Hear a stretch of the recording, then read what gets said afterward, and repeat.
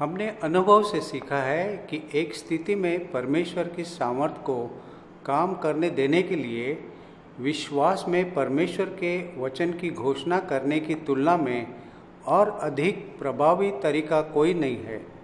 वास्तव में मैंने लोगों को कई बार कहा है, मुझे संदेह है यदि हम घोषणा के इस हथियार का उपयोग करना नहीं सीखा होता तो आज यहाँ मैं या रूथ शायद जिंदा होते।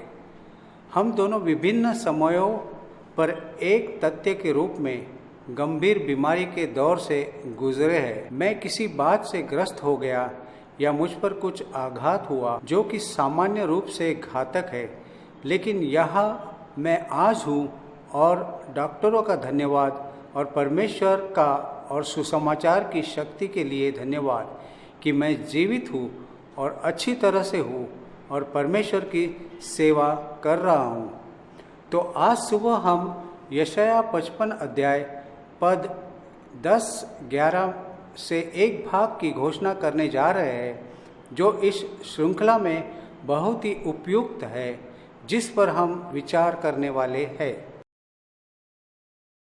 जिस प्रकार से वर्षा और हिम आकाश से गिरते हैं और वह यूं ही लौट नहीं जाते, वरन भूमि पर पड़कर उपज उपजाते हैं, जिससे बोने वाले को बीज और खाने वाले को रोटी मिलती है, उसी प्रकार से मेरा वचन भी होगा जो मेरे मुख से निकलता है, वह व्यर्थ ठहर कर मेरे पास न लौटेगा, परंतु जो मेरी इच्छा है उसे वह पूरा करेगा और जिस काम के लिए मैंने उसको भेजा है उसे वह सफल करेगा।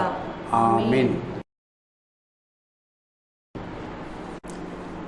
अब इस प्रथम संदेश का शीर्षक है चट्टान पर स्थापित, और प्रारंभ करने के लिए हम इसी पर विचार करने वाले हैं। बाइबल अच्छी शिक्षा का एक आदर्श है और यह शिक्षा के विभिन्न सिद्धांतों पर चलता है। विशेष तौर पर एक यह है कि आप लोगों की ज्ञात से अज्ञात की ओर ले जाए। अभी भी आप अज्ञात से प्रारंभ न करें, परंतु आप ज्ञात से प्रारंभ करें और आप वहाँ से अज्ञात की ओर बढ़ते हैं। इसलिए बाइबल का एक तरीका बहुत ही सामान्य, परिचित दैनिक अनुभवों और गतिविधियों से लेना और उनके आत्मिक अर्थ देना है। कई उदाहरण हैं। बाइबल बीज बोने वाले एक किसान के बारे में, जाल में मछली पकड़ने वाले एक मछुआरे के बारे में बोलती है। यह अपना कवच पहनने वाले एक सैनिक के बारे में बोलती है, और फिर एक बिल्कुल ही भिन्न संदर्भ में यह अपनी शादी के लिए खुद को तैयार करने वाली एक दुल्हन के बारे में बोलती है। यह सब इस सिद्धांत से कुछ ही उदाहरण है, लेकिन वहाँ विशेष रूप से परिचित गतिविधियाँ जिस पर आपका ध्यान केंद्रित करना चाहता हूँ, वह एक इमारत के निर्माण की है। और मुझे लगता है कि बाइबल के किसी भी अन्य चित्र की तुलना में इसका कम से कम कई बार प्रयोग गया है। इसलिए हम सबसे पहले यहूदा की पत्री पद 20 और 21 देखने जा रहे हैं, जो कि विश्वासियों के रूप में हमारे लिए एक प्रोत्साहन है। पर हे प्रियो, तुम अपने अति पवित्र विश्वास में अपनी उन्नति करते हुए और पवित्र आत्मा में प्रार्थना करते हुए अपने आप को परमेश्वर के प्रेम में बनाए रखो। ऐसे पद है जो बताते हैं कि हम अवश्य ही अपने पवित्र विश्वास में स्वयं को बढ़ाना चाहिए। यह एक तरीका है जिसमें घर का या रूपक लागू होता है। अपने आप का निर्माण करने के लिए हम स्वतंत्र हैं। और तब इफिसियों अध्याय 2 पद 21 और 22 में वचन प्रभु में एक पवित्र मंदिर के बारे में बताता है। तुम भी आत्मा के द्वारा परमेश्वर का निवास स्थान होने के लिए एक साथ बनाए जाते हो।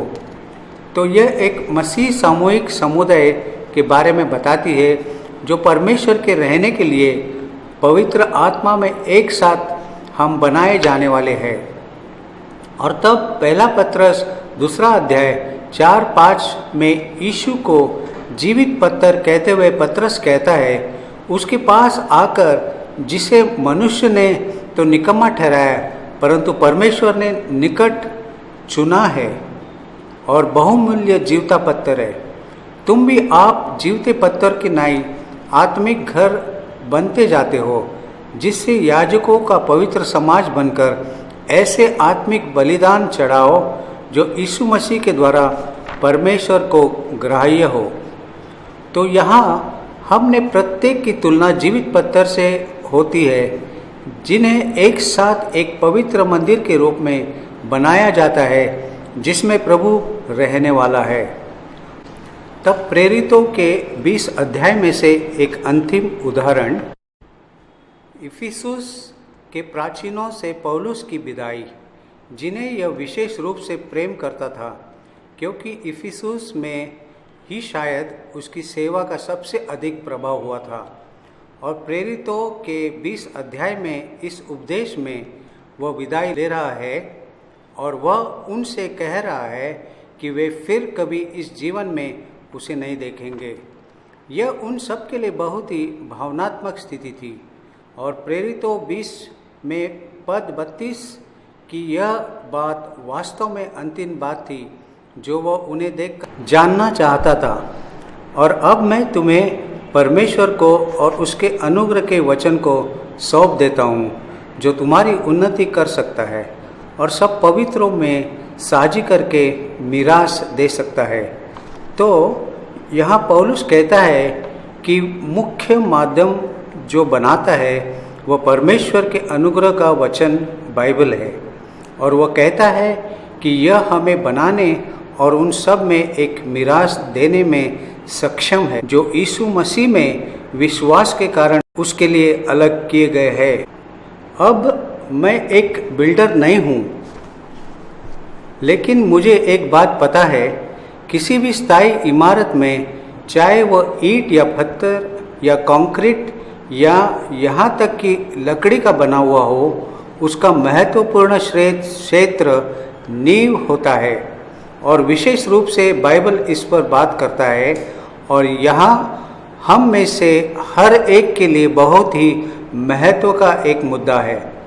यह सही नींव का होना है, क्योंकि नींव उस पर बनाए जा सकने वाले भवन का आकार और वजन दोनों की सीमा तय करता है।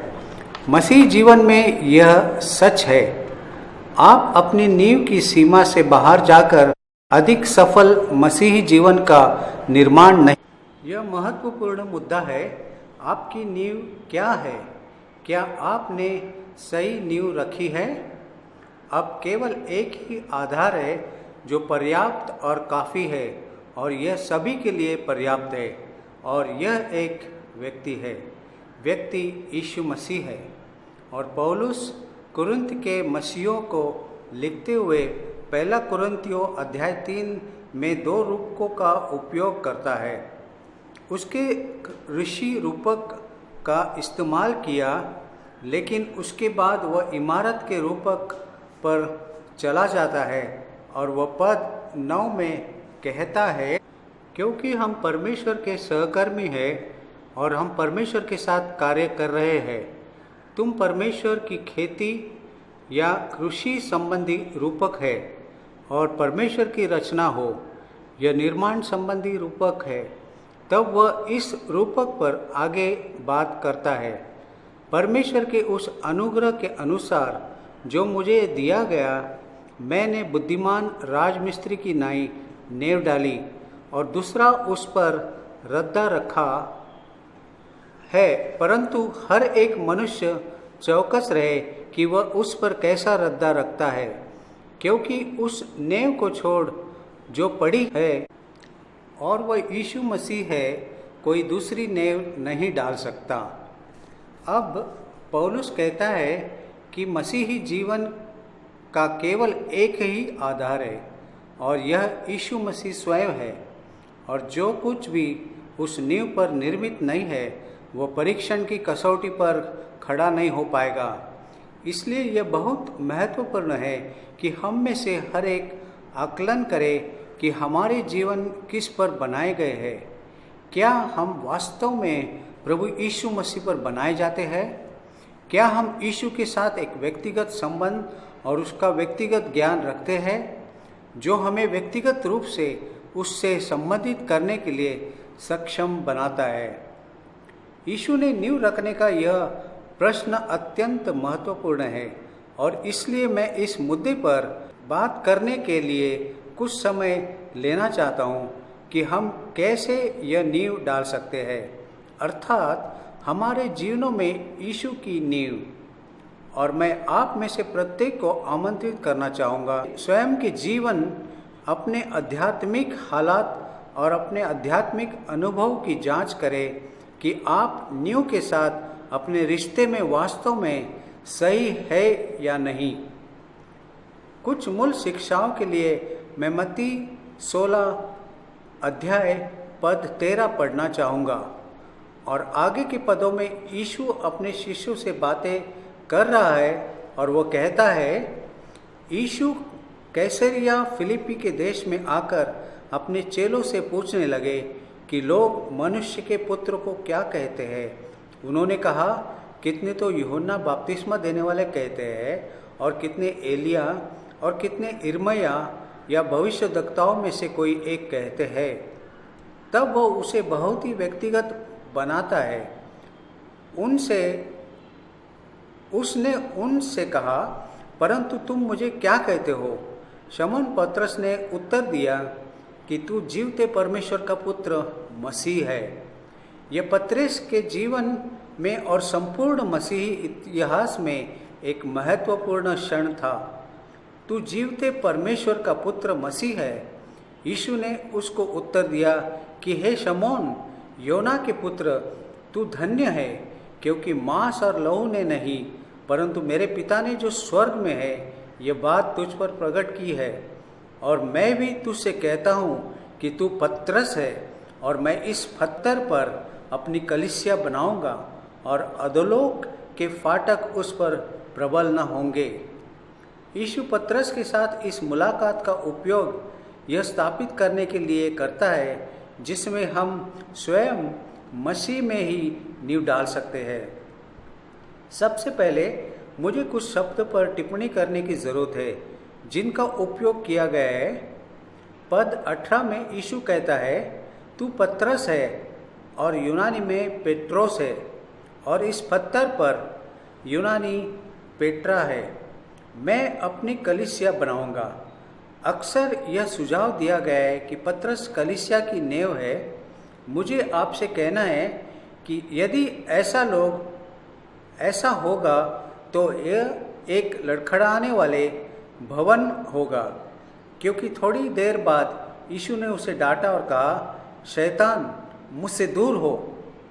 बाद में भी उसने प्रभु को 3 बार इनकार किया और यहाँ तक कि पुनरुत्थान के बाद अपने साथी यहूदियों से भय के कारण सुसमाचार की सच्चाई से समझौता करने पर पौलुस उसे डांटता है। इस भाग से वास्तव में जो संदेश बाहर निकलता है और जो कि यूनानी नया नियम में जो कि मूल अनुवाद है बहुत स्पष्ट है। तू पतरस पेट्रोस है और इस चट्टान पेट्रा पर मैं अपनी कलीसिया बनाऊंगा।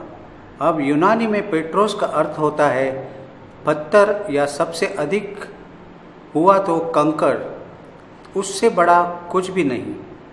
आमतौर पर यह ऐसा पत्थर होता है जिसे लोग किसी भी पर मारने के लिए उठाते। दूसरी ओर पेट्रा का अर्थ होता है दांतेदार पत्थर जो आधार से फैली हुई है। अक्सर इसका उपयोग चट्टान या उसी स्तर के किसी बात के लिए किया जाता है, परंतु याद रखने योग्य महत्वपूर्ण बात यह है कि यह मूल चट्टान का हिस्सा है। मूल चट्टान क्या है? यह बिल्कुल वही है जिसमें से होकर पतरस गुजर रहा था। यीशु की पहचान कि वह कौन है केवल पवित्र आत्मा द्वारा प्रकट की जाती है।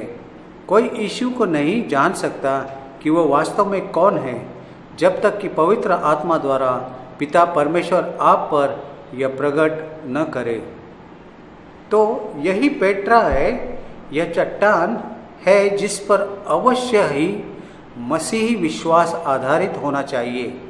यह एक व्यक्तिगत मुलाकात और यीशु का व्यक्तिगत दर्शन होता है, बढ़ई के पुत्र के रूप में नहीं, ऐतिहासिक पात्र के रूप में नहीं, परंतु परमेश्वर के अनंत असुरजित पुत्र के रूप में। यदि हम चट्टान पर बनाने जा रहे हैं तो हमें इसी बिंदु पर आना है।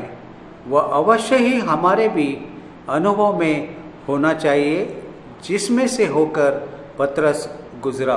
कई बार मैंने लोगों से कहा है कि हो सकता है कि आप एक कलीसिया में शामिल हो जाए, आप धार्मिक संस्कार स्वीकार कर ले, आप एक प्रार्थना करें और नहीं बदले। यीशु से मुलाकात करने के बाद कोई भी बिना बदले नहीं रहता है। तो हम में से प्रत्येक को पूछने की ज़रूरत है, क्या मैंने कभी भी प्रभु यीशु मसीह के साथ जीवन बदलने वाली। मैं आपको 4 चरणों के बारे में बताना चाहता हूँ जिसमें से होकर पतरस इस मुठभेड़ में गुजरा। सबसे पहले आमना सामना। यीशु और पतरस ने आमने सामने मुलाकात की। कोई मध्यस्थ नहीं, कोई याजक नहीं, उन दोनों के बीच में कोई नहीं था। यह यीशु से एक सीधा व्यक्तिगत सामना था और यही हमें भी करने की आवश्यकता है।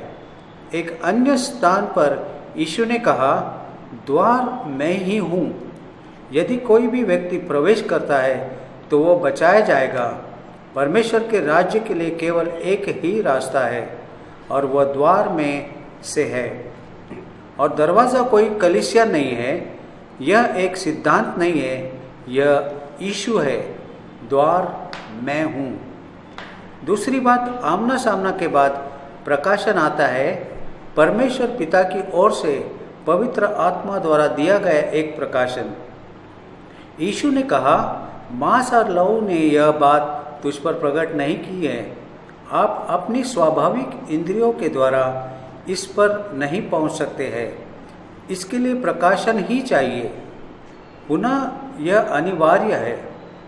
बिना व्यक्तिगत प्रकाशन के कोई भी यीशु को नहीं जान सकता है, क्योंकि यह सच है, क्योंकि वह सच में अपने परमेश्वर के अनंत पुत्रत्व में है। आप धर्म विज्ञान के अध्ययन कर सकते हैं, आप किसी बाइबल कॉलेज जा सकते हैं, यहाँ तक कि आप सेवक भी बन सकते हैं, परंतु बिना यीशु के इस व्यक्तिगत प्रकाशन के आप उसे नहीं जान सकते। और यह प्रकाशन पिता परमेश्वर की ओर से पुत्र यीशु मसीह के द्वारा आता है। मुझे आपसे पूछना है, प्रतिक्रिया मत दीजिए, लेकिन क्या यीशु के साथ आपकी यह व्यक्तिगत मुठभेड़ हुई है? 50 से अधिक वर्षों पहले द्वितीय विश्व युद्ध के दौरान सेना के बैरक में मध्यरात्रि के दौरान मेरा सामना यीशु के साथ हुआ। मुझे कोई भी सुसमाचारीय भाषा नहीं आती थी।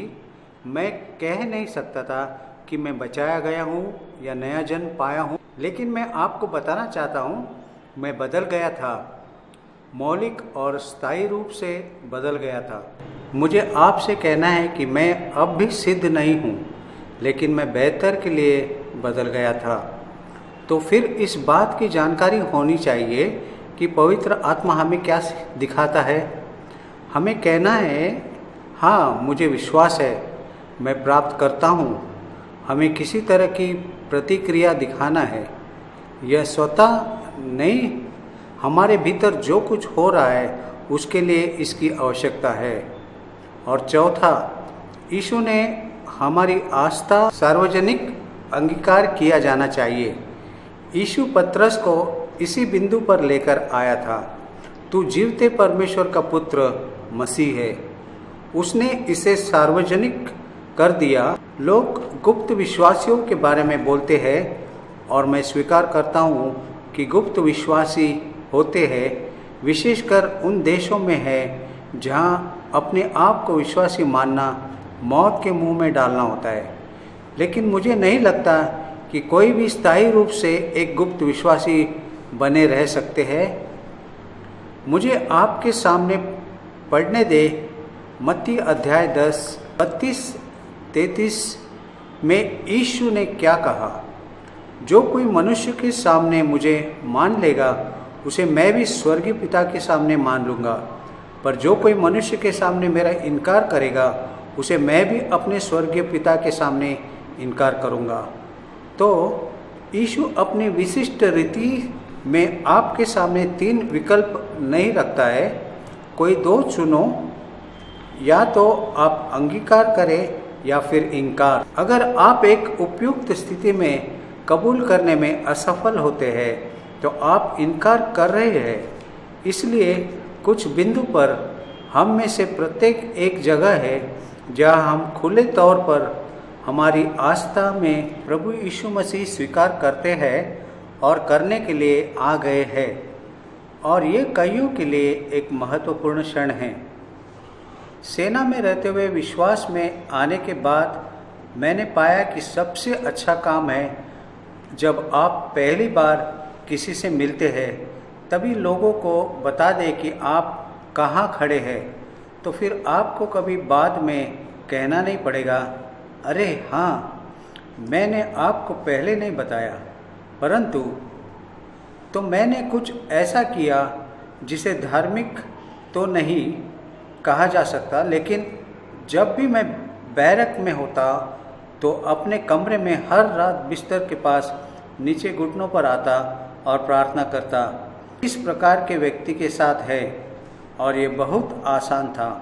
मैंने अन्य मसीहों को देखा जो गपशप करते थे और सीधे सीधे नहीं कहते थे कि वे विश्वास करते हैं और बाद में वापस जाकर अंगीकार करना अधिक कठिन होता।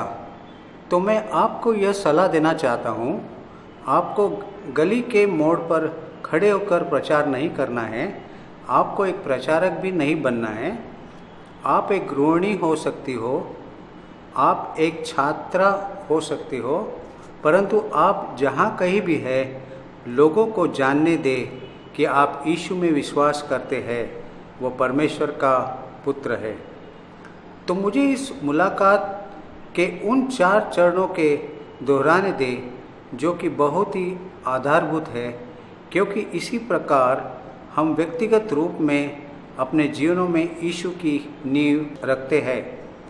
सबसे पहले वहाँ एक मुलाकात थी, दूसरा वहाँ था एक परमेश्वर पिता के द्वारा पवित्र आत्मा के माध्यम से प्रकाशन, तीसरा पतरस ने एक अंगीकार के साथ जवाब दिया, और चौथा वह एक सार्वजनिक बयान दिया। आप पूछेंगे और लोग पूछ सकते हैं, क्या आज ऐसा प्रकाशन संभव है?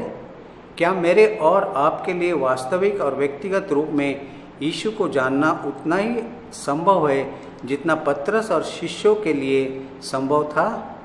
हमें 2 महत्वपूर्ण बातें देखने की आवश्यकता है। सबसे पहले, यीशु पतरस पर बड़ाई के पुत्र के रूप में प्रकट नहीं हुआ। कुछ समय के लिए उसने उसे ऐसा जाना था, उस पर वह परमेश्वर का अनंत पुत्र के रूप में प्रकट हुआ था। इब्रानियों 13:8 में वचन कहता है, यीशु मसीह आज और कल और युगानुयुग एक सा है, उसमें कोई परिवर्तन नहीं होगा, कभी भी नहीं होगा। तो इसमें भाषा या संस्कृति या वेशभूषा का सवाल नहीं है, परंतु यह यीशु के अनंत व्यक्ति का सवाल है।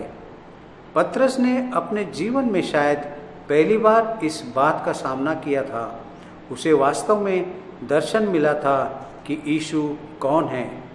दूसरा, पवित्र आत्मा के द्वारा प्रकाशन दिया गया था, और बाइबल पवित्र आत्मा को अनंत आत्मा, समय रहित आत्मा कहता है। समय, फैशन, इतिहास, रिवाज, भाषा, ये सब पवित्र आत्मा को नहीं बदलते हैं। तो उन 2 कारणों से आपको और मुझे यीशु का यह सीधा और व्यक्तिगत प्रकाशन तुल्य रूप से संभव है, ठीक वैसे ही संभव है जैसे पतरस के लिए था।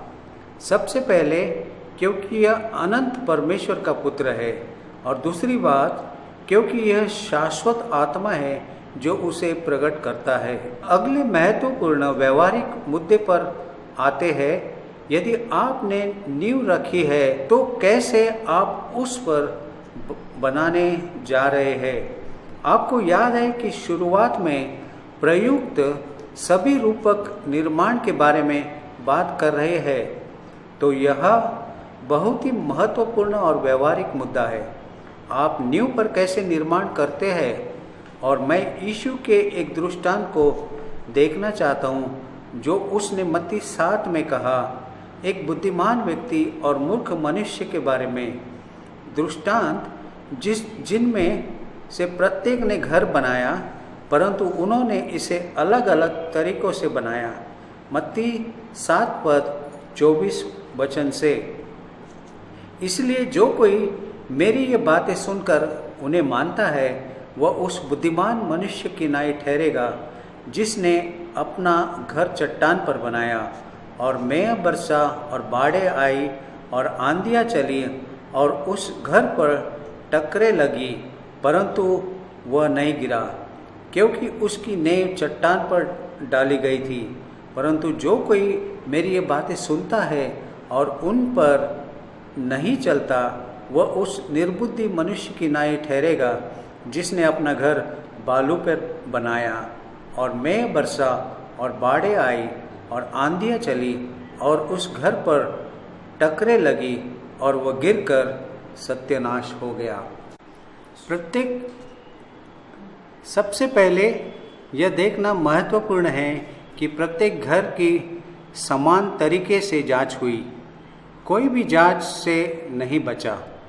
एक घर पर जो आंधी लगी वही दूसरे पर भी लगी, और मैं आपको बताता हूँ कि मसीही जीवन आंधियों से मुक्त जीवन नहीं है।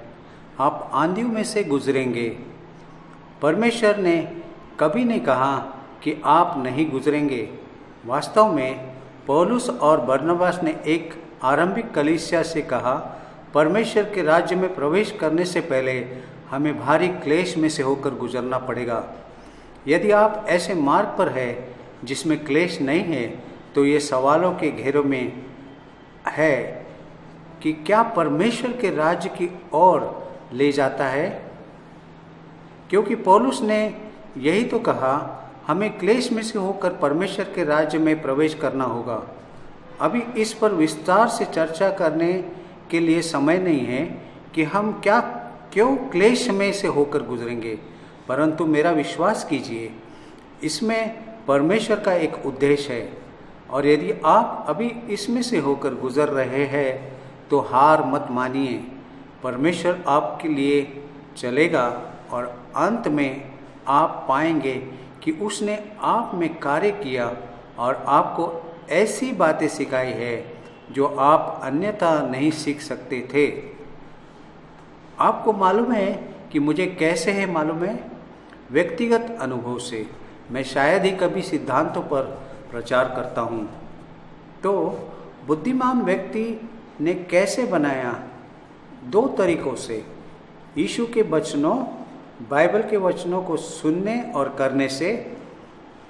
तो आप उस नींव पर कैसे बना सकते हैं? ठीक उसी प्रकार बाइबल जो कुछ कहती है उसे सुनने और करने के द्वारा। केवल सुनने वाले ही मत बनिए, क्योंकि ऐसों के लिए बाइबल में कोई प्रतिज्ञा नहीं है, बल्कि सुनने और करने वालों के लिए है। यह व्यवहारिक है। यह अपने स्वयं के जीवन में बाइबल की शिक्षा को और यीशु की शिक्षा को लागू करना है। और जैसे जैसे आप आगे जाएंगे, आप पाएंगे कि परमेश्वर लगातार आपके सामने नए मार्ग खोलता जाएगा, जिसमें आपको सत्य को लागू करने की आवश्यकता होगी। मैं आपको बताना चाहता हूँ कि मैं 50 वर्षों से अधिक समय से मसीह रहा हूँ, परंतु परमेश्वर मुझे लगातार दिखाता जा रहा है कि कैसे उसके वचन को लागू करना है। मेरे जीवन के नए क्षेत्र जिनमें मुझे इन्हें लागू करने की आवश्यकता है। मेरा निर्माण पूरा नहीं हुआ, यह बन रहा है, परंतु मैं परमेश्वर का धन्यवाद करता हूँ कि यह कोई आंधियों से सफलतापूर्वक गुजरा है। अब लूका 6 अध्याय में यीशु का एक और दृष्टांत है जो काफ़ी कुछ इसी समान है, परंतु इसमें एक महत्वपूर्ण संयोजन है। लूका 6 अध्याय पद 46 से 49 पुनः यह यीशु है जो बात कर रहा है और वो कहता है, जब तुम मेरा कहना नहीं मानते तो क्यों मुझे हे प्रभु कहते हो। यह एक महत्वपूर्ण प्रश्न है। यह एक महत्वपूर्ण प्रश्न है। यदि आप उसकी आज्ञा का पालन नहीं करते हो तो यीशु को प्रभु कहना व्यर्थ है, क्योंकि इस छोटे शब्द प्रभु का तात्पर्य है कोई ऐसा जिसकी बात माननी चाहिए। यीशु कहता है केवल मुंह से कहना व्यर्थ है। तब वह इस दृष्टांत में आगे कहता है, जो कोई मेरे पास आता है और मेरी बातें सुनकर उन्हें मानता है, मैं तुम्हें बताता हूँ कि वह किसके समान है। वह उस मनुष्य के समान है जिसने घर बनाते समय भूमि गहरी खोदकर चट्टान की नींव डाली, और जब बाढ़ आई तो धारा उस घर पर लगी, परंतु उसे हिला न सकी, क्योंकि वह पक्का बनाया था।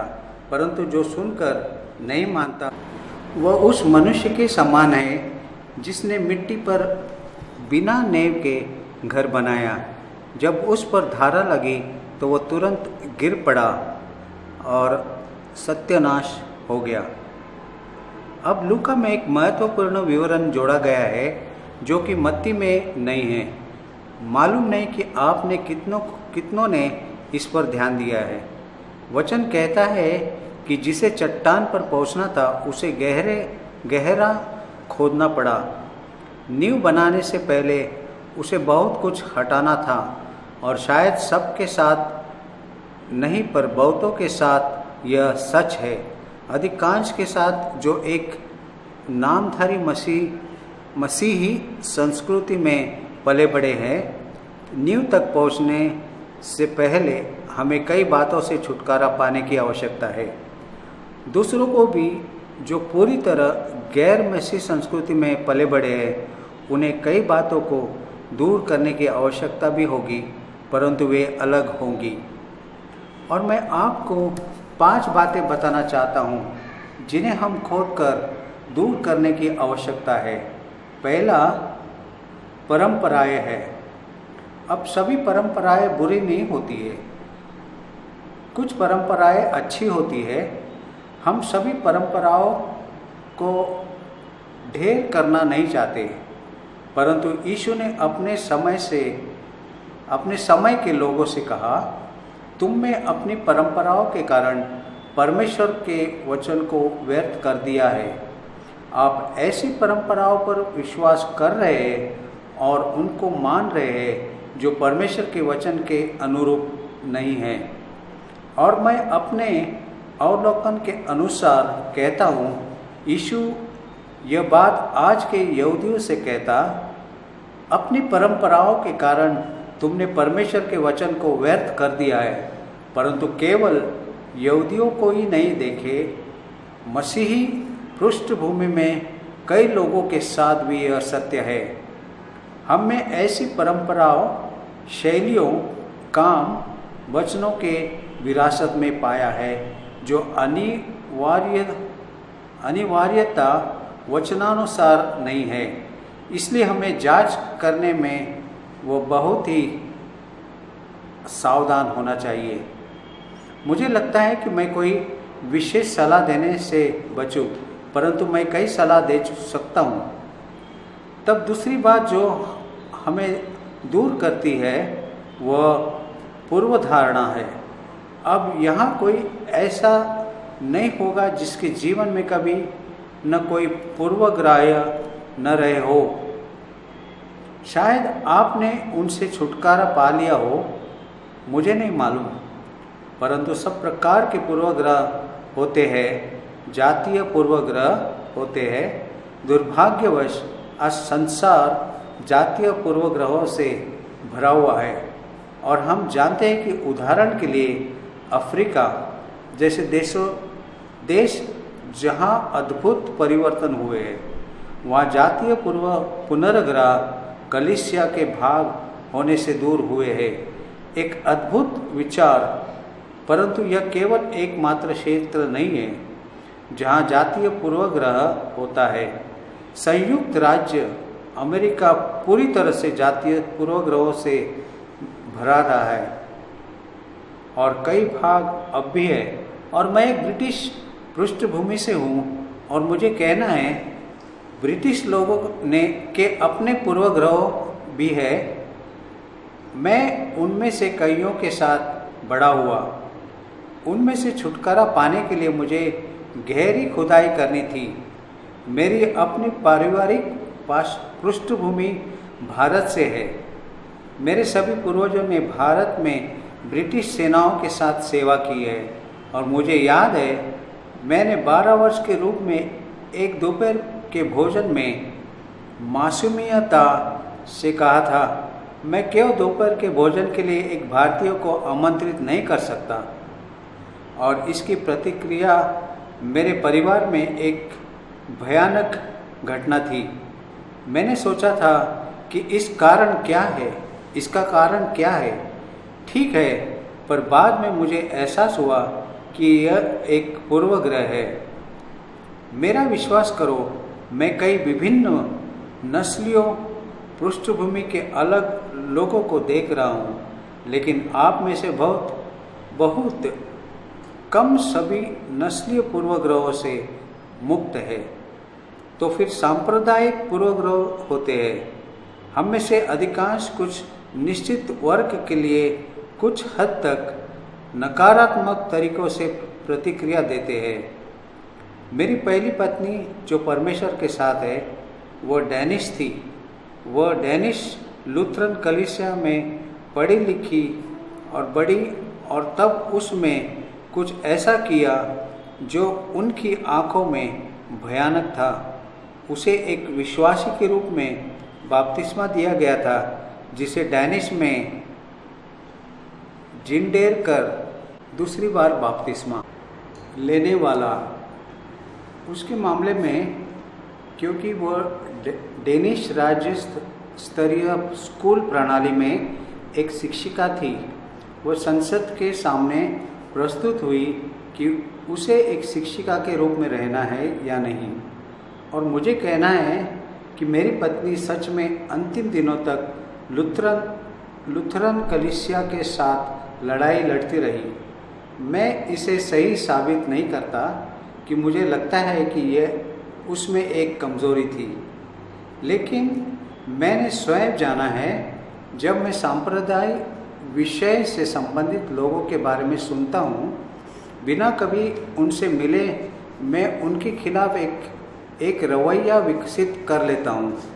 मुझे लगता है कि ठीक है, वे उस तरह गलत हो रहे हैं और वे इस स्थान पर गलत हो रहे हैं और न जाने क्या क्या। अनुभव ने मुझे सिखाया है, यदि संभव हो तो जब तक आप व्यक्ति से मिल न ले, कभी भी उनका न्याय न करें। क्योंकि मैं गलत सांप्रदायिक पृष्ठभूमि के लोगों से मिला हूँ, जो उन सही लोगों में से कुछ थे जिन्हें मैं जानता हूँ, और कुछ जो सही पृष्ठभूमि से थे वे गलत थे। तो कृपया सांप्रदायिक पूर्वग्रह को काम करने न दे। और फिर सामाजिक पूर्वग्रह होते हैं। फिर से मैं किसी ऐसे व्यक्ति का उदाहरण हूँ जो सामाजिक पूर्वग्रह में पला है। मैं तो जानता भी नहीं था कि मैं पूर्वग्रस्त था, लेकिन मैं ब्रिटेन के ईटन में और तब कैम्ब्रिज विश्वविद्यालय में शिक्षित किया गया था, और मुझे तो नहीं मालूम था कि बाकी दुनिया कैसे जीती थी। तब मैं ब्रिटिश सेना में चुन लिया गया। मैं ऐसे लोगों के साथ था जिनके साथ मैं कभी नहीं रहा था, और मुझे एहसास होना शुरू हुआ कि अपने ब्रिटिश लोगों के बारे में मेरा ज्ञान कैसे सीमित था। परंतु इस बात ने मुझे बहुत से सामाजिक पूर्वाग्रहों से शुद्ध किया। अधिकारियों के परिवार का होने के कारण उस स्तर पर मैंने कुछ सीखा। जब आप समान स्तर पर के लोगों को देखते हैं तो वे एक प्रकार के दिखते हैं, परंतु जब आप उन लोगों को नीचे से देखते हैं तो वे एक तरह से दिखते हैं। मैंने हमेशा से कहने का प्रयास किया है, परमेश्वर जो लोग मुझे नीचे से देखते हैं उन्हें मैं कैसा दिखता हूँ। तो कई प्रकार के पूर्वाग्रह होते हैं। व्यक्तिगत पूर्वाग्रह होते हैं।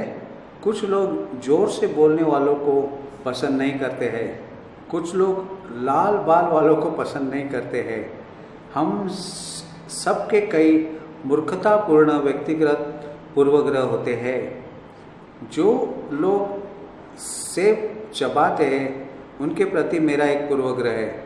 मैं सच में इस पर लड़ता हूँ, परंतु यह पृष्ठभूमि में अब भी है, क्योंकि मुझे वह आवाज़ पसंद नहीं है। इससे परे जाने पर ऐसा पूर्व धारणाएं वाले लोग होते हैं जो बहुत ही गलत विचार रखते हैं कि यीशु कौन है। नम्र यीशु, नम्र और दयालु क्रिसमस पार्टी में दिखने वाला यीशु वो वास्तविक यीशु नहीं है। एक बात बहुत ही भिन्न प्रकार का व्यक्ति था। हमारे पूर्वग्रहों और पूर्व धारणाओं को दूर करने के लिए संवेदनशील व्यक्ति, और बहुत से तरीके होते हैं जिनमें हम पूर्व धारणा रख सकते हैं। इस बात की पूर्ण धारणा की मसीही होना क्या होता है। अपनी पृष्ठभूमि में बढ़ते हुए मैंने सोचा कि ठीक है, यदि मुझे मसीह होना था तो यह मेरे शेष जीवन के लिए दुखदाई होता, और पैट बून के समान मैंने सोचा पृथ्वी पर 70 वर्ष का क्लेश स्वर्ग के लिए उचित नहीं है। अतः मैंने मसीह की संभावना को पूरी तरह त्याग दिया, जब तक कि मैं मसीह से ही न मिला। तो फिर कुछ और है जो कि बहुत बहुत खतरनाक है, यह है अविश्वास। कभी कभी जब मैं सिखाने जा रहा हूँ तो मैं अपने साथ सभी लोगों को खुद अविश्वास त्याग करने के लिए एक साथ इकट्ठा करने के साथ शुरू करूँगा, क्योंकि हम में से कई अभी भी विभिन्न क्षेत्रों में अविश्वास से घिरे रहे हैं। हमारे मन विश्वास करने के लिए वास्तव में खुले नहीं हैं। और अंत में मुझे लगता है कि सबसे महत्वपूर्ण ये विद्रोह। आप कहेंगे ठीक है भाई प्रिंस, मैं एक विद्रोही नहीं हूँ। ओह हाँ, आप है, और अगर आपने यह खोज नहीं की है तो आप भी दंग रहेंगे। आप देखिए, मैं इस के धर्म विज्ञान में जाने के लिए नहीं चाहता हूँ, लेकिन आदम का हर एक वंशज अंदर एक विद्रोही आत्मा के साथ पैदा हुआ है, और हमें उस विद्रोह को पहचानना और उससे निपटना ही सही है। वह उसे चर्च नहीं भेजता है, वह उसे सुनहरा नियम नहीं सिखाता है, वह उसे शास्त्र याद रखने के लिए नहीं कहता है, वह उसे मौत देता है। लेकिन परमेश्वर की दया है कि निष्पादन लगभग 2000 वर्ष पूर्व संपन्न हुआ, जब क्रूस पर यीशु की मृत्यु हुई। हमारा पुराना मनुष्यत्व उसके साथ क्रूस पर चढ़ाया गया था। हमें उस स्थान पर आना है जहाँ हम अपने अंदर के उस विद्रोह की पहचान करें और हम स्वेच्छा से निष्पादन करने के लिए समर्पित हो जाए। अब मैं बाइबल पर आता हूँ, क्योंकि यह मसीह जीवन में किसी अन्य बात के समान बहुत महत्वपूर्ण है। बाइबल के प्रति आपका रवैया क्या है? क्या आपका रवैया वही है जो यीशु का है? मैं सिर्फ यूहन्ना 10:35 निकालना चाहता हूँ। मैं इसके संदर्भ में नहीं जा रहा हूँ क्योंकि ऐसा करने में काफ़ी समय लग जाएगा। लेकिन यीशु ने कहा, यदि उसने उन्हें परमेश्वर कहा जिनके पास परमेश्वर का वचन पहुँचा और पवित्र शास्त्र की बातें लोप नहीं हो सकती। यह एक बहुत ही महत्वपूर्ण पद है क्योंकि इसमें यीशु बाइबल के लिए दो मुख्य नामों का उपयोग करता है, परमेश्वर का वचन और धर्मशास्त्र। अब जब यह बाइबल को परमेश्वर का वचन कहता है तो इसका तात्पर्य है कि यह परमेश्वर से निकलता है, यह मनुष्य से नहीं निकलता है। हो सकता है यह मनुष्य के माध्यम से आया, परंतु यह ऐसा वचन है जो परमेश्वर से निकलता है। धर्मशास्त्र शब्द एक सीमित शब्द है। इसका अर्थ है जो कुछ लिखा गया है। परमेश्वर ने कई चीज़ें कही है जो लेखनी में नहीं उतारी गई है, लेकिन ईश्वरीय प्रेरणा के द्वारा वे बातें बाइबल में है जो परमेश्वर ने कही और परमेश्वर को लगा कि लिखा जाना आवश्यक है, और यही धर्मशास्त्र है। इसका मतलब है कि जो लिखा गया है। और उस विषय में यीशु ने एक सरल व्यापक बयान दिया। पवित्र शास्त्र की बातें लोप नहीं हो सकती। अगर आप जितना चाहे बाइबल की प्रेरणा या बाइबल के अधिकार के बारे में विवाद कर सकते हैं, लेकिन यीशु ने यह शब्द कह दिया है, यह लोप नहीं किया जा सकता। यह बिल्कुल आधारिक है, यह बिल्कुल आधिकारिक है, यह पूरी तरह से पूरा होगा। जो कुछ इसमें है वह सब पूरा होगा। आप इसके खिलाफ खड़े हो सकते हैं, आप इसका इनकार कर सकते हैं, लेकिन आप इसे लोप नहीं कर सकते। धर्मशास्त्र को लोप नहीं किया जा सकता है। मुझे लगता है कि हमें इसे एक बार एक साथ कहना चाहिए, धर्मशास्त्र को लोप नहीं किया जा सकता। अब मुड़िए और अपने बगल वाले व्यक्ति की ओर देखिए और उस व्यक्ति से यह कहिए, ठीक उनकी आंखों में देखकर, धर्मशास्त्र का लोप नहीं किया जा सकता। ठीक है, अब सही है। आप देखें, उच्च आलोचन नामक एक बात है जो धर्मशास्त्र को हर प्रकार के हास्यास्पद कल्पनाओं के अधीन करता है और अंततः उसे पूरी तरह से अप्रभावी पुस्तक बनाकर रख देगा। यदि शैतान आपके और मेरे जीवन में कोई काम करना चाहता है तो यह बाइबल के अधिकार और सटीकता में हमारे विश्वास को कमज़ोर करना है। परंतु यदि हम यीशु की तरह है तो हम बस यह कहेंगे कि धर्मशास्त्र को लोप नहीं किया जा सकता। शैतान, क्या तुमने मुझे सुना? धर्मशास्त्र को लोप नहीं किया जा सकता।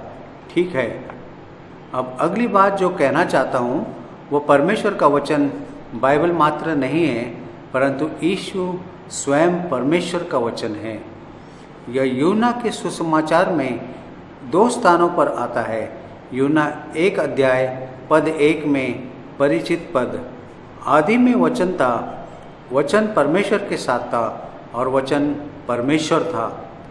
यह यीशु को दर्शाता है, वह वचन था, वह वचन है।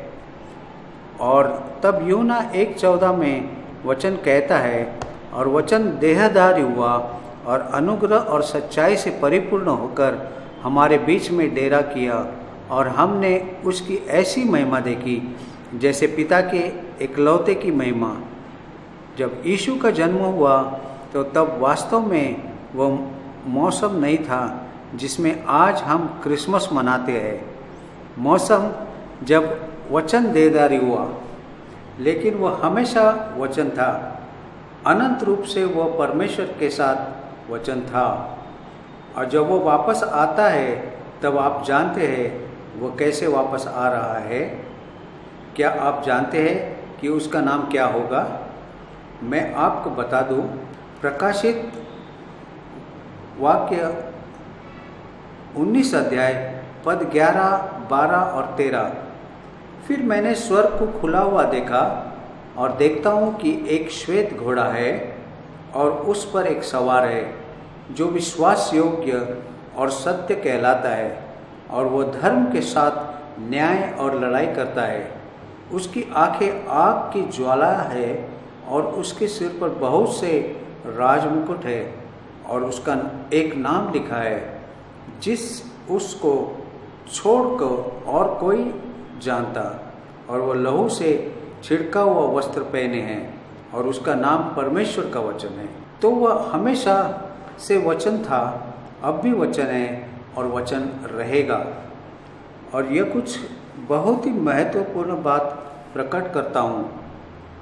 यीशु और बाइबल के बीच पूरा समझौता है। एक और आपकी रुख, अन्य की ओर आपका रवैया। यह नहीं हो सकता कि आप यीशु में विश्वास करें और बाइबल में विश्वास न करें। क्या आपने इस तथ्य को अवशोषित कर दिया है? क्योंकि यीशु परमेश्वर का वचन है, वह देहधारी वचन है। बाइबल धर्मशास्त्र लेखन में वचन है। अवश्य ही एक के प्रति आपका रवैया ही दूसरे के प्रति आपका रवैया होगा। दोनों के बीच पूर्ण समझौता है। और अब जबकि मैं अंत के निकट आ रहा हूँ, मैं परमेश्वर के वचन के बारे में और उसके प्रति आपके संबंध के बारे में 5 महत्वपूर्ण तथ्यों को बताना चाहता हूँ, जो यूहन्ना के सुसमाचार 14 अध्याय में समाहित है। केवल 3 पद। यीशु एक मायने में अपने शिष्यों से विदाई ले रहा है। वह उन्हें चेतावनी दे रहा है कि और वे थोड़ी देर के लिए अपने दम पर छोड़ दिए गए, और यह चेलों के लिए एक बहुत ही दर्दनाक समय है। इस प्रकाशन से वे अभिभूत हो गए, लेकिन इसके बीच में यीशु सुंदर प्रकाशन देता है कि विश्वासियों के रूप में हमारे लिए बाइबल का मतलब यह चाहिए। यूहन्ना 14 पद 19 में वह कहता है, और थोड़ी देर रह गई है कि संसार मुझे न देखेगा, परंतु तुम मुझे देखोगे, इसलिए कि मैं जीवित हूँ, तुम भी जीवित रहोगे। तो वह यीशु ने संसार, वे जो यीशु को स्वीकार नहीं करते, और अपने शिष्यों के मध्य एक अंतर बनाया। उसने कहा कि संसार मुझे न देखेगा, परंतु शिष्यगण मुझे देखेंगे। और तब यहूदा इस्करियोती नहीं, परंतु दूसरे यहूदा ने पद 22 में उसको एक बहुत ही प्रासंगिक प्रश्न पूछा। उस यहूदा ने जो इस्करियोती न था, उसने कहा, हे प्रभु, क्या हुआ कि तू अपने आप को हम पर प्रकट किया चाहता है और संसार पर नहीं? उसने इसलिए यह कहा क्योंकि यीशु ने कहा कि संसार मुझे न देखेगा, परंतु तुम मुझे देखोगे। उसका प्रश्न था कि तुम किस प्रकार अपने आप को हम पर प्रकट करोगे और संसार पर नहीं। अब यीशु ने जो उत्तर दिया वो पूरा का पूरा सत्य से भरा हुआ था। यीशु ने उसको उत्तर दिया पद 23 में, यदि आप कोई मुझसे प्रेम रखे तो वह मेरे वचन को मानेगा, और मेरा पिता उससे प्रेम रखेगा, और हम उसके पास आएंगे और उसके साथ वास करेंगे। मैं आपको यीशु के जवाब में 5 महत्वपूर्ण तथ्य बताना चाहता हूँ। सबसे पहले यीशु ने कहा कि वह संसार पर नहीं, परंतु अपने चेलों पर खुद प्रकट करेगा। चेलों और दुनिया के बीच भेद का चिन्ह क्या है? जवाब है परमेश्वर का वचन मानना। सच्चे चेले यीशु के वचन मानते हैं और वे सांप्रदायिक लेवल द्वारा चिन्हित किए जाते हैं। वे इस बात के द्वारा चिन्हित होते हैं कि वे किस प्रकार वचन से संबंधित होते हैं। यही तो आपको बनाता है या अन्यथा आपको एक सच्चे शिष्य होने से रोकता है। यह परमेश्वर के वचन से आपका संबंध है। परमेश्वर का वचन मानना चेलों को दुनिया से अलग करता है। और यहाँ हम इस सुबह हम में से हर एक इनको श्रेणियों में एक या दूसरी में, अगर हम चेले हैं तो हम परमेश्वर का वचन मानते हैं। यदि हम वचन को नहीं मानते हैं तो हम दुनिया से संबंधित है, वह संसार जो यीशु की प्रभुता के अधीन नहीं है। और फिर दूसरा सच यह है जो यीशु ने कहा, यदि कोई मुझसे प्यार करता है मेरे वचन मानेगा। तो परमेश्वर का वचन मानना परमेश्वर के लिए शिष्य के प्रेम की सर्वोच्च परीक्षा है। प्रेम आज्ञाकारिता के लिए प्रेरणा है।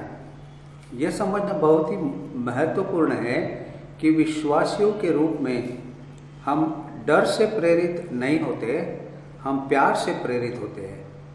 एक निश्चित अर्थ में व्यवस्था ने प्रेरणा के डर का इस्तेमाल किया। यदि तुम यह करोगे तो तुम्हें दंड मिलेगा, परंतु इससे काम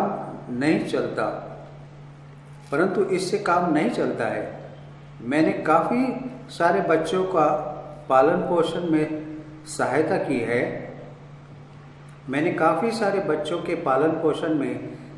की है। आप में से कुछ लोग विश्वास नहीं करेंगे कि कितनों की सहायता की है। मैं उसमें नहीं जाऊंगा। और मैंने पाया है कि जब वे आपके नियंत्रण में रहते हैं तो आप उन्हें भय के द्वारा नियंत्रित कर सकते हैं, परंतु एक बार जब वे आपसे दूर चले जाते हैं तो यदि वे भय से प्रेरित है तो वे बदल जाएंगे। एकमात्र प्रेरणा जो उन्हें वफादार और विश्वस्त रखती है वह है प्रेम। और परमेश्वर और यीशु बुद्धिमान थे कि उन्होंने भय पर नहीं बनाया परंतु प्रेम पर बनाया है। तो परमेश्वर के प्रति चेलों के प्रेम का सर्वोच्च जांच परमेश्वर के वचन को मानना है। यदि कोई मुझे प्रेम रखता है तो मेरे वचनों को मानेगा, और प्रेम आज्ञा पालन के लिए प्रेरणा है। और तब वह कहता है, यदि कोई मुझसे प्रेम रखता है तो वह मेरे वचनों को मानेगा और मेरा पिता उससे प्रेम रखेगा। अर्थात यह एक और अद्भुत तथ्य है। परमेश्वर के वचन को मानने के कारण परमेश्वर पिता हमसे विशेष प्यार करता है। अब परमेश्वर ने एक निश्चित रीति से संपूर्ण संसार से प्रेम किया है, परंतु परमेश्वर यीशु के सच्चे शिष्यों के लिए, वे जो उसके वचन को मानते हैं, बहुत ही भिन्न कोण रखता है। और तब वह प्रश्न है जो यहूदा ने पूछा, तू किस प्रकार हम पर अपनी महिमा प्रकट करेगा और संसार पर नहीं? और यीशु का उत्तर था, यदि कोई मुझसे प्रेम रखता है तो वह मेरे वचनों को मानेगा। तो कैसे मसीह हम पर स्वयं को प्रकट करता है? वचन के द्वारा। यह परमेश्वर के वचन के द्वारा ही यीशु और अधिक जाने जाते हैं। हम शायद कुछ अद्भुत आत्मिक अनुभव पा सकते हैं, हम तीसरे स्वर तक उठा लिए जा सकते हैं, या चाहे कुछ भी, परंतु अधिकांश लोगों के साथ यह नहीं होता, और यह मूल तरीका नहीं है जिसके द्वारा परमेश्वर अपने आप को प्रकट करता है और यीशु अपने आप को प्रकट करता है। यह परमेश्वर के वचन को मानने के द्वारा होता है। और फिर अंत में, और यह एक आश्चर्यजनक बयान है, यदि कोई मुझसे प्रेम रखता है तो मेरा पिता उससे प्रेम रखेगा और हम उसके पास आएंगे और उसके साथ अपना घर बनाएंगे। बाइबल में कम ही जगह है जहाँ परमेश्वर के बारे में बहुवचन सर्वनाम का प्रयोग किया जाता है, लेकिन यह उनमें से एक है। यीशु कहते हैं, हम मेरे पिता और मैं उसके पास आया करेंगे और उसके साथ वास किया करेंगे। यह एक लुभावना कथन है, एक अद्भुत प्रकाशन है कि पिता परमेश्वर और पुत्र आकर हमारे साथ अपना निवास बनाना चाहता है। वो हमें अपना व्यक्तिगत निवास बनाना चाहता है, परंतु यह कैसे होगा? परमेश्वर के वचन के द्वारा। यदि हम वचन के प्रेमी नहीं हैं तो परमेश्वर हमारे साथ अपना वासस्थान नहीं बनाएगा। और इसलिए आज सुबह समाप्त करते हुए मुझे ये कहना है कि यह बहुत ही गंभीर विचार है। जितना आप परमेश्वर के वचन से प्यार करते हैं, उससे अधिक परमेश्वर से प्यार नहीं करते हैं। तो अगर आप जानना चाहें कि आप वास्तव में परमेश्वर से कितना प्यार करते हैं, आपके जीवन में परमेश्वर का क्या स्थान है, तो आप जान सकते हैं यह कुछ ऐसा नहीं है जिसके बारे में आपको अनुमान लगाने की ज़रूरत है। आप बस अपने आप से पूछिए, मैं बाइबल से कितना प्यार करता हूँ, मेरे जीवन में बाइबल कितनी जगह रखती है। क्योंकि जितना अधिक मैं परमेश्वर से प्रेम करूँगा, उतना ही अपने जीवन में मैं परमेश्वर को स्थान दूंगा। मुझे बाइबल के बारे में उन 5 कथनों का सार बताने दीजिए, क्योंकि वे महत्वपूर्ण हैं। देखिए, कई सारे मसीह एक प्रकार के धुंधले अंधकार में रहते हैं। उन्हें सच में नहीं मालूम कि प्रकाश क्या है और अंधेरा क्या है। वे आशा करते हैं कि और उम्मीद करते हैं, परंतु वे सुनिश्चित नहीं है। और उसका कारण है कि उन्होंने अपने जीवनों में परमेश्वर के वचन को उसका सही स्थान नहीं दिया है। तो मुझे उन 5 बातों को कहने दे और समाप्त करने दे। सबसे पहले, परमेश्वर के वचन को मानना सच्चे चेलों को दुनिया से अलग करता है। दूसरा, परमेश्वर के वचन को मानना परमेश्वर के लिए शिष्यों के प्रेम की सर्वोच्च परीक्षा है। आज्ञाकारिता कि हमारी प्रेरणा डर नहीं, प्यार है।